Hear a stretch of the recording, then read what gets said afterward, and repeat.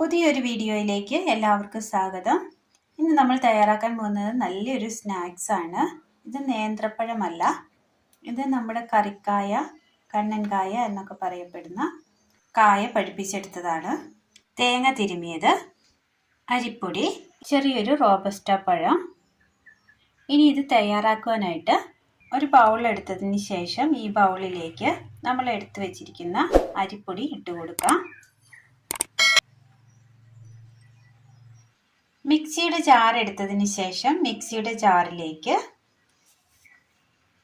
2 ഏലക്ക, ജീരകം, കട്ട് ചെയ്തെടുത്ത റോബസ്റ്റ പഴം ഇതൊന്ന് അരച്ചെടുക്കാം. ഈ അരിപ്പൊടിയിലേക്ക് നമ്മൾ അരച്ചു കൊണ്ടുവന്ന പഴത്തിൻ്റെ മിശ്രിതം ഒഴിച്ചു കൊടുക്കാം.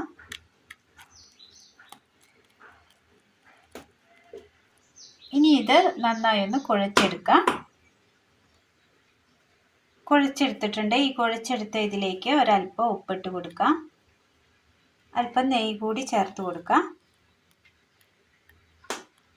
ഇനി ഇത് നന്നായി ഒന്ന് കുഴച്ചെടുക്കാം.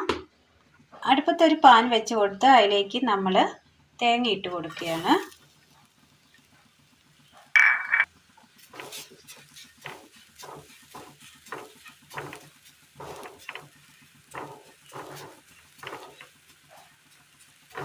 ചെറുതായിട്ട് അതിൻ്റെ എണ്ണമയം ഒന്ന് മാറിക്കിട്ടണം. ഒന്ന് ചെറുതായിട്ട് ഫ്രൈ ചെയ്തെടുക്കാം. ഇപ്പോൾ ഇത് ഡ്രൈ ആയി വന്നിട്ടുണ്ട്. തീ ഓഫ് ചെയ്യാം. പാനിലേക്ക് ഒരല്പം നെയ്യ് ഒഴിച്ചു കൊടുക്കാം.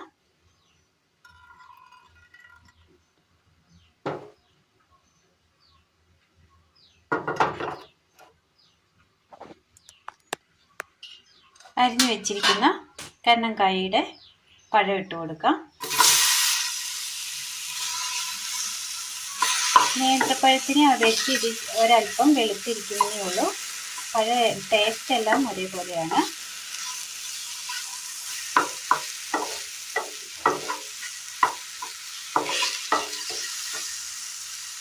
അധികം കരിയാതെ ഒന്ന് ചെറുതായിട്ട് റോസ്റ്റ് ചെയ്തെടുത്തിട്ടുണ്ട്. തീ ഓഫ് ചെയ്യാം. ഒരു വാഴയിലയുടെ കീറെടുത്തതിന് ശേഷം മിക്സ് ചെയ്ത് വെച്ചിരിക്കുന്ന അരിപ്പൊടിയുടെ മിശ്രിതം വെച്ച് കൊടുക്കാം. വാഴയിലയുടെ ഒരു പകുതി കണ്ട് നമ്മൾ വെച്ച് കൊടുത്തിട്ടുണ്ട്. ഒന്ന് നിരത്തി കൊടുത്തിട്ടുണ്ട്. ഇനി ഇതിൻ്റെ ഉള്ളിലേക്ക് നമ്മൾ റോസ്റ്റ് ചെയ്ത് വെച്ചിരിക്കുന്ന പഴം ഇട്ട് കൊടുക്കാം. ഒരു ചെറിയൊരളവിൽ മാത്രമാണ് നമ്മൾ തയ്യാറാക്കുന്നത്. അതുകൊണ്ട് തന്നെ ഒരല്പം മാത്രമേ എടുത്തിട്ടുള്ളൂ എല്ലാം തന്നെ. ഇനി ഇതിലേക്ക് ഒരല്പം പഞ്ചസാര ഇട്ട് കൊടുക്കാം.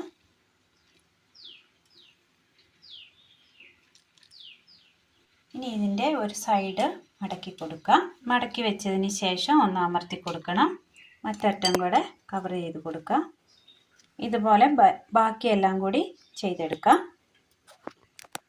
പാത്രത്തിൽ ഒരല്പം വെള്ളം വെച്ച് കൊടുത്ത് ഒന്ന് തിളച്ച് വരുമ്പോൾ അതിൻ്റെ മുകളിലേക്ക് നമ്മൾ ഈ തയ്യാറാക്കി വെച്ചിരിക്കുന്നത് ഓരോന്ന് വെച്ച് കൊടുക്കാം. വളരെ നൈസായിട്ടാണ് ഇത് തയ്യാറാക്കിയിരിക്കുന്നത്. അധികം കട്ടിയില്ലാതെയാണ്. അതുകൊണ്ട് തന്നെ ഇത് പെട്ടെന്നായി കിട്ടും. ഇനി ഇതൊന്ന് മൂടി വെച്ച് കൊടുക്കാം.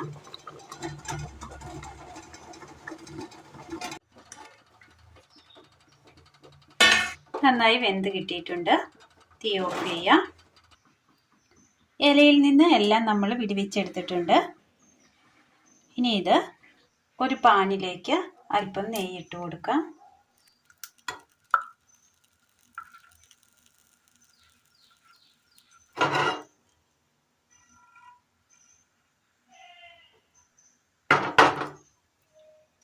ചൂടായ നെയ്യിലേക്ക് ഈ ഓരോ അടയും വെച്ച് കൊടുക്കാം.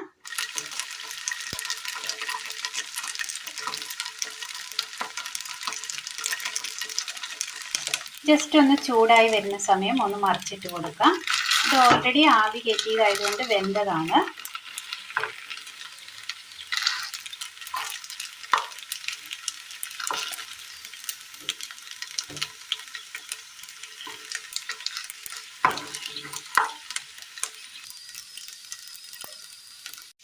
ഇനി ഇത് ഇരുവശവും നന്നായി വെന്ത് കിട്ടിയിട്ടുണ്ട്. ഇനി ഇത് റോസ്റ്റ് ചെയ്ത് വെച്ചിരിക്കുന്ന തേങ്ങയിലേക്ക് ഇട്ട് കൊടുക്കാം.